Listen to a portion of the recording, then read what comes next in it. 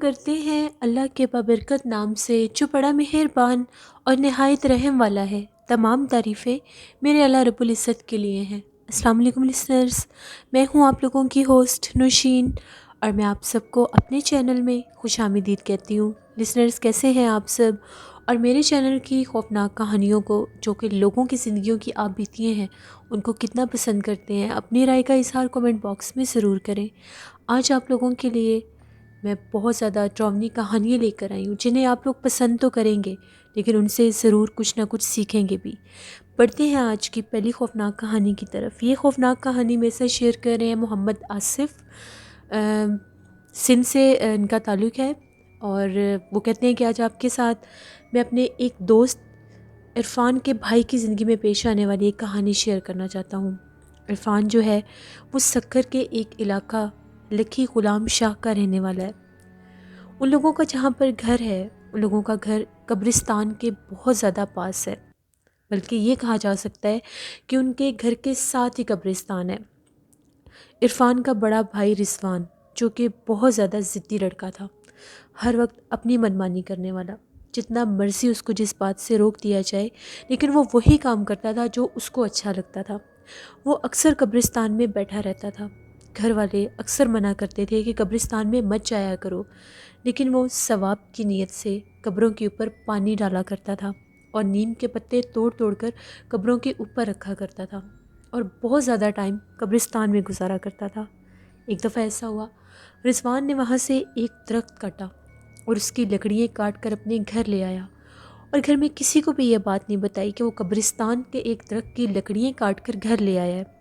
اس کی امی جب کھانا بنانے لگی شام کے ٹائم، تو جیسے انہوں نے وہ سوکھی لکڑیاں جلانے کے لیے اٹھائیں، ان کو آگ لگائی، تو ان لکڑیوں کے اندر سے چیخنے کی آوازیں آنے لگ گئیں۔ وہ آوازیں اتنی ڈراؤنی تھیں اور کوئی چیخ چیخ کر یہ کہہ رہا تھا ہمیں چھوڑ دو، ہمیں مت مارو۔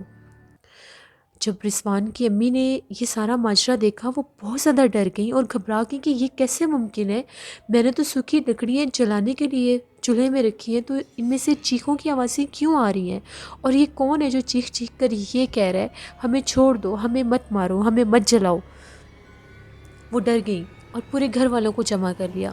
سب گھر والوں نے اپنی آنکھوں سے وہ ماجرا دیکھا اور اپنے کانوں سے وہ آوازیں سنی جب ان لکڑیوں میں سے چیخنے کی آوازیں آ رہی تھیں۔ اور جو رضوان تھا وہ چپ چاپ پاس بیٹھا ہوا تھا، نہ تو وہ حیران ہو رہا تھا اور نہ ہی اس سارے منظر کے اوپر اپنا کوئی رد عمل ظاہر کر رہا تھا۔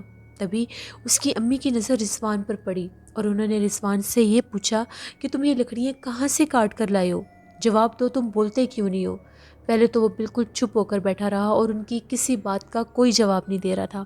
پھر ایک دم سے اونچا اونچا چیخنے لگ گیا، رونے لگ گیا، اور اس طرح سے پریٹینڈ کر رہا تھا جیسے وہ کسی چیز کو دیکھ کر ڈر رہا ہے۔ جب وہ کچھ بول نہیں رہا تھا تو وہ مسلسل ایک کونے میں ہی دیکھے جا رہا تھا، ایسا لگ رہا تھا جیسے اس کو سکتہ ہو چکا ہے، اور ایک دم سے پھر اس نے چیخنا اور رونا شروع کر دیا۔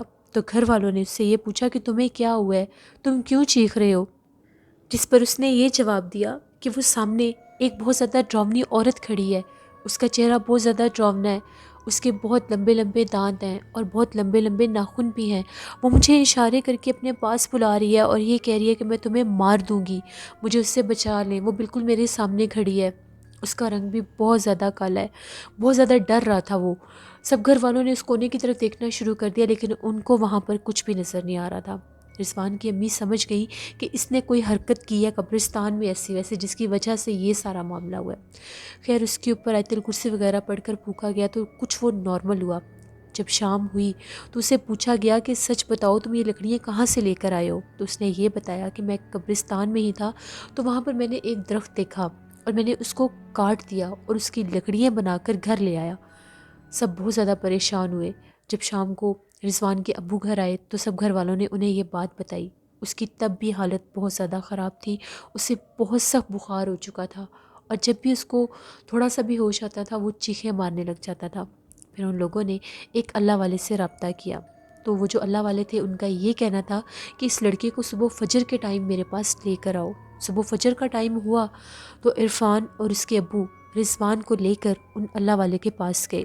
وہ جو اللہ والے تھے، جب انہوں نے پڑھائی کی تو ان کا یہ کہنا تھا کہ قبرستان کے جس درخت کو اس نے کاٹا ہے اس کے اوپر جنات کا بسیرا تھا۔ جب یہ لکڑیاں کاٹ رہا تھا تو جنات کے وہ بچے زخمی ہو گئے، اور جب ان لوگوں نے وہ لکڑیاں جلائیں تو ان کے بچے مر گئے۔ اب وہ جو جنات ہیں اس کے پیچھے پڑے ہوئے ہیں کہ ہم بھی اس کو جانی نقصان دیں گے اور اس کو کبھی بھی نہیں چھوڑیں گے۔ وہ لوگ بہت زیادہ ڈر گئے کہ اب ہم لوگ کیا کریں۔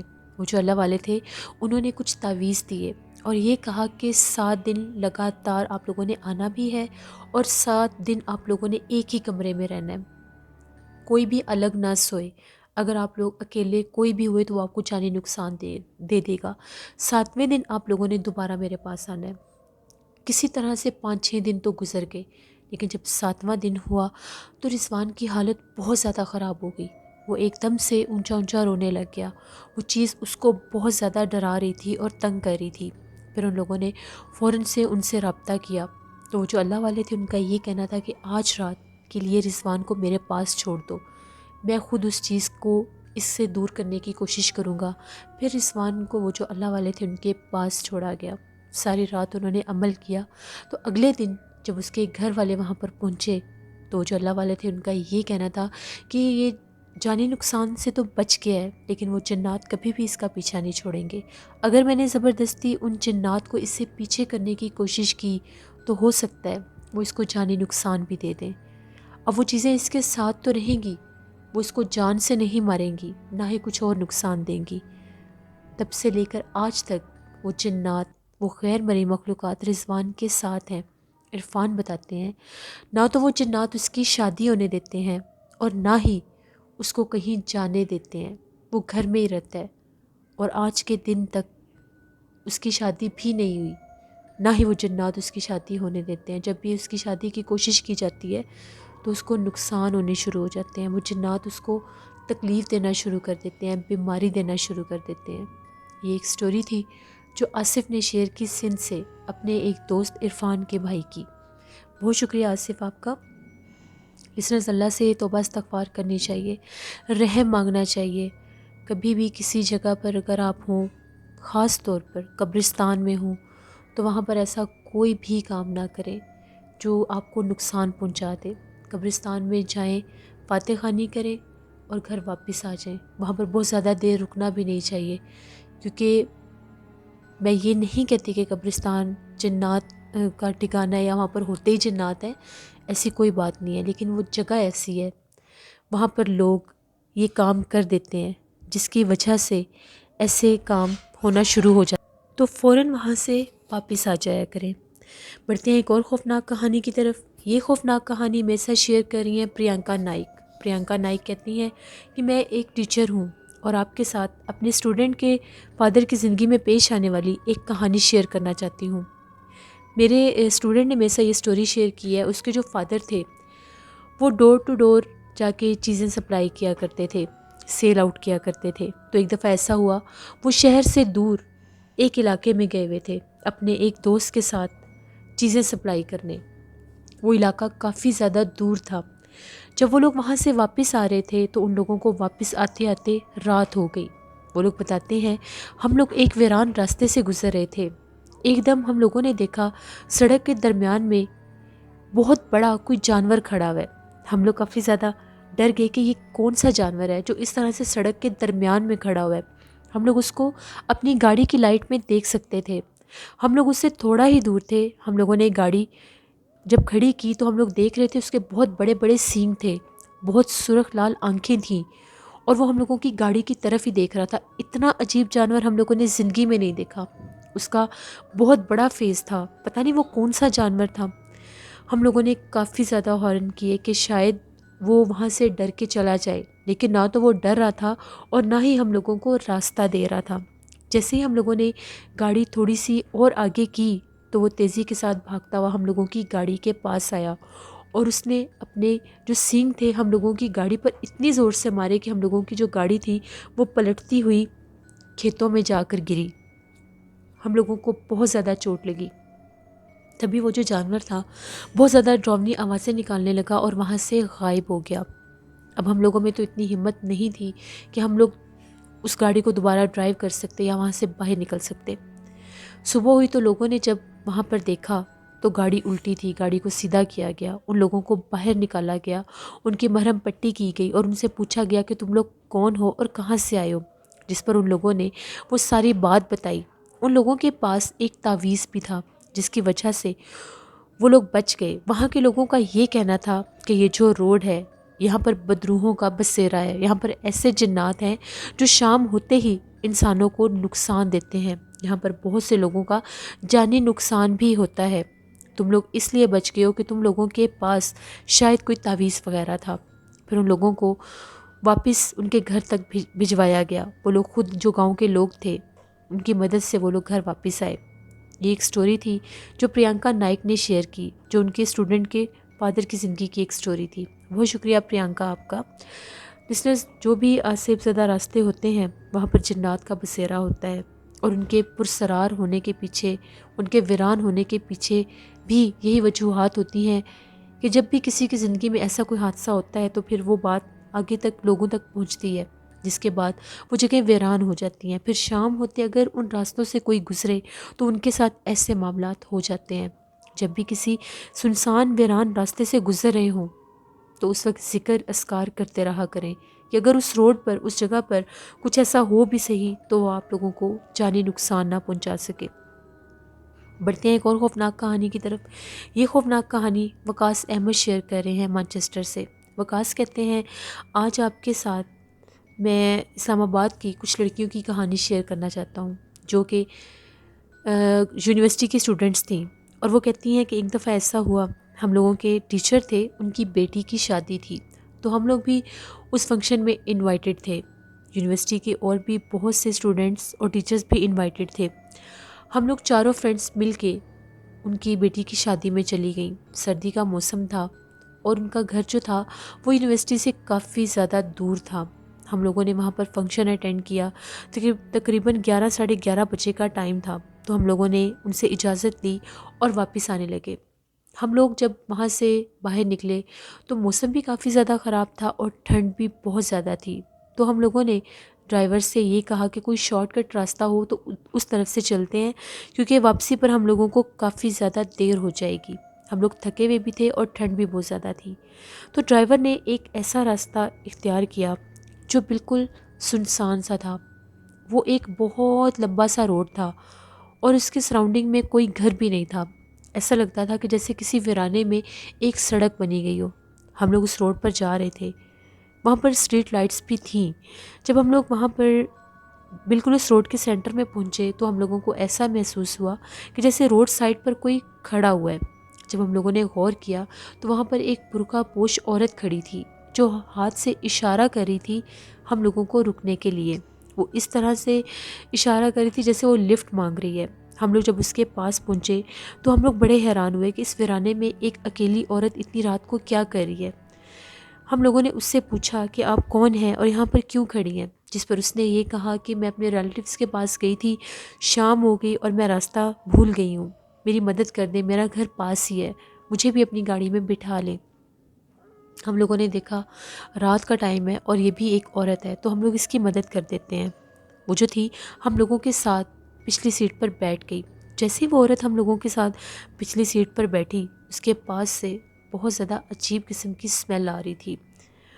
نہ تو وہ کچھ بول رہی تھی نہ ہی کسی بات کا جواب دے رہی تھی، بس اس نے اتنی ہی بات کی تھی جس پر ہم نے اس کو گاڑی میں بٹھا لیا۔ وہ سنسان ویران راستہ اتنا طویل ہو گیا جیسے وہ ختم ہونے کا نام ہی نہیں لے رہا۔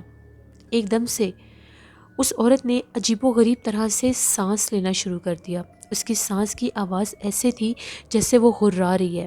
ہم ساری دوستیں بہت زیادہ ڈر گئیں اور ایک دوسرے کے چہرے کی طرف دیکھنے لگیں کہ پتہ نہیں کیا ماجرا ہے، اس عورت کو کیا ہو گیا ہے۔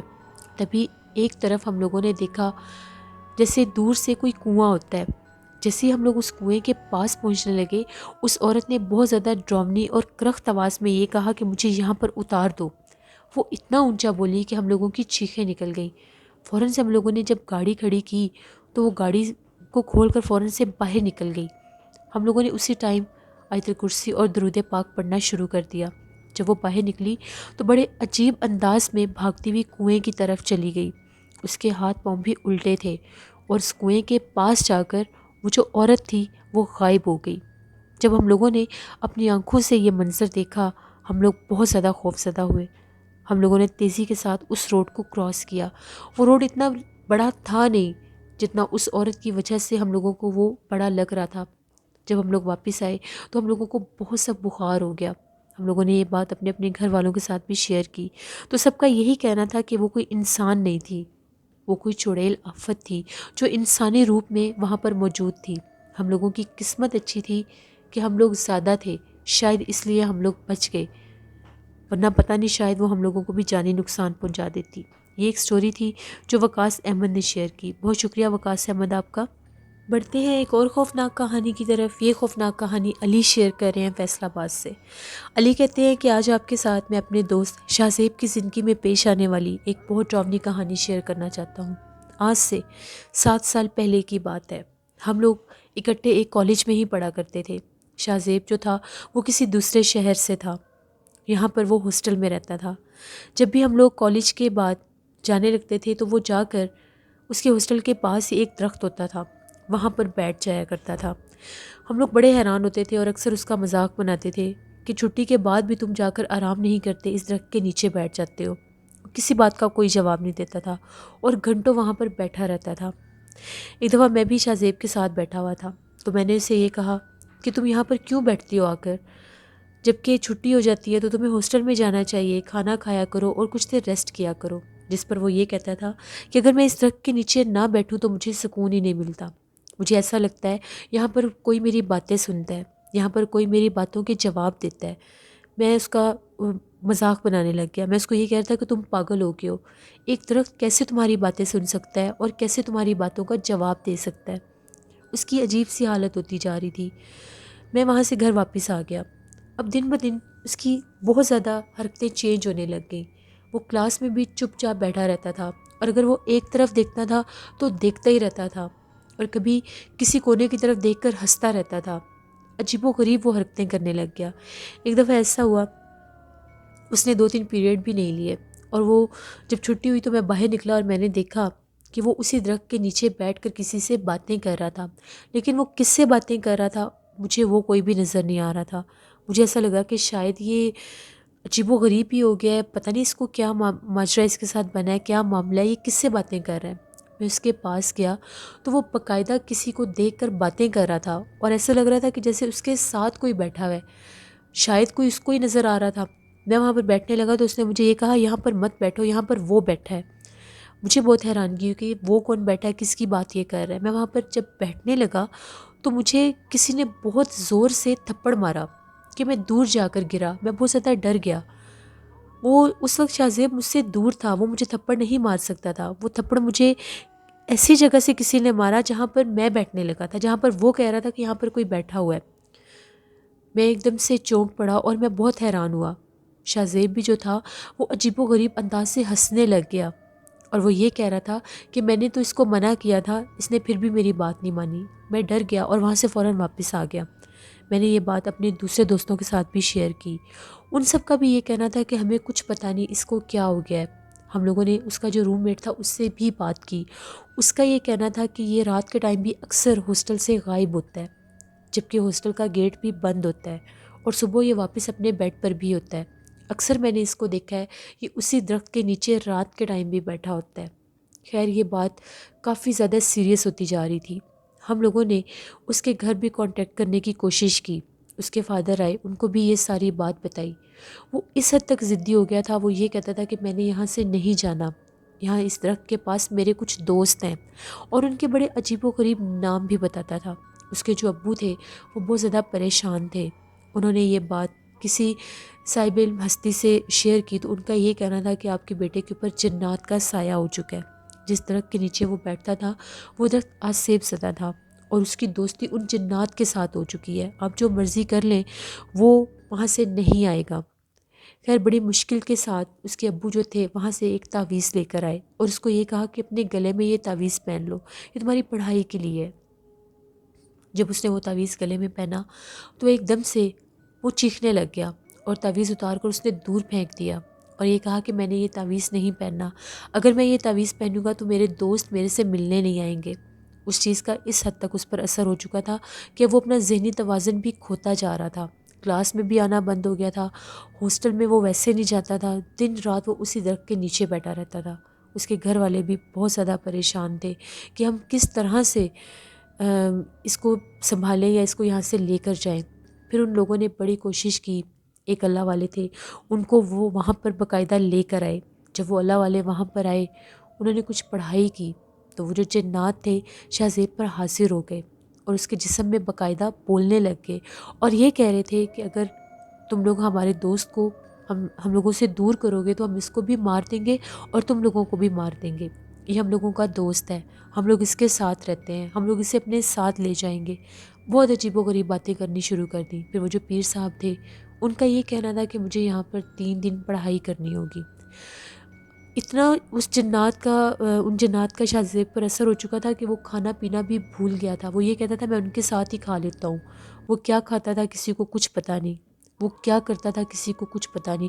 بظاہر وہ بس اس درخت کے پاس بیٹھا رہتا تھا، کبھی اس کی ہنسی کی آواز چینج ہو جاتی تھی، کبھی وہ عجیب و غریب باتیں کرنے لگ جاتا تھا، کبھی وہ اپنے ہاتھ کے ساتھ مٹی کے اوپر کچھ عجیب عجیب بنانے لگ جاتا تھا اور لکھنے بھی لگ جاتا تھا۔ پھر وہ جو پیر صاحب تھے انہوں نے وہاں پر جب عمل کیا 3 دن کے بعد، شاہ زیب جو تھا اس کو ایک دم سے ایک دورہ سا پڑا، وہ مچھلی کی طرح جیسے وہ زمین کے اوپر تڑپنے لگ گیا اور وہ بے ہوش ہو گیا۔ جب وہ بے ہوش ہوا تو اس کو وہاں سے اٹھا کر وہیں پر جو ہاسٹل تھا وہاں پر لے کر گئے۔